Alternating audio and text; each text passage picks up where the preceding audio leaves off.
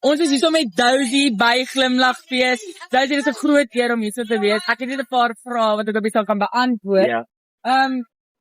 Wat was jou grootste motivering in jou pad om 'n besonder Ek hou van kleins wat net musiek. dis So waar? ek nog nooit iets anders. So dit was vanaf 'n jonge ouderdom. Ja. Wat was oom se held? Wie was oom se held in die musiekbedryf? Libby. Jesus, dis wat ek so was, ja. Ja. En dan 'n woord, 'n jong kunstenaars wat nog wel self wil opbou tot op 'n groter vlak.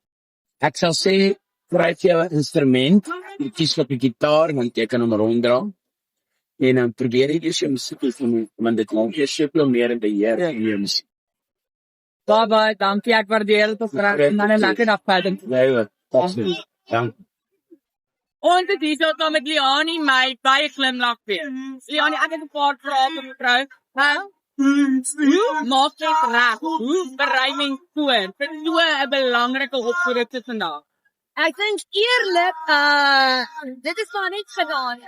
Wat ek bedoel, ek werk baie oor my shows en dit is altyd lekker om net voor die tyd 'n bietjie te dink wat liedjies van ek sing. En ja, dit kom by 'n fees aan en dan kry jy lekker mense, hierdie mense, hulle maak dit jou baie lekker. Ja, mense, dan kom jy sê bietjie opwarm backstage en dan as jy hoor lekker is dit hierdie gehoor dan sing jy net lekker. Ja. Wie het jou nou opgetuig in die musiekbedryf? Okay. Ek het al die jare na Steve Hofmeyr gekyk, jy nog sê internasionaal moet ek sê Shania Twain, Celine Dion, Dolly Parton, so daai was my tipe genre mense. Okay, perfect. En dan die mees vreemdste ding wat jy al gesien het in die gehoor. Vreemdste ding moet ek sê, ja, was een aand, was een keer toe iemand, ek dink daar was liggies gewees wat, dit was toe, al die tyd iemand het verongeluk, iemand anders het hare bietjie in die brand gesteek, dit is al gebeur, ja. En ek sê, woe, kyk, daar's vlamme, daar's rare vlamme. Ek gaan ander iets vreemd,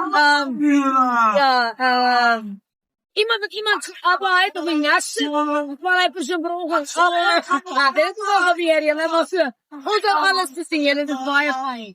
Baie dankie vir wat dit dan waardeer. Alles mooi vir julle, baie liefde hoor, baie.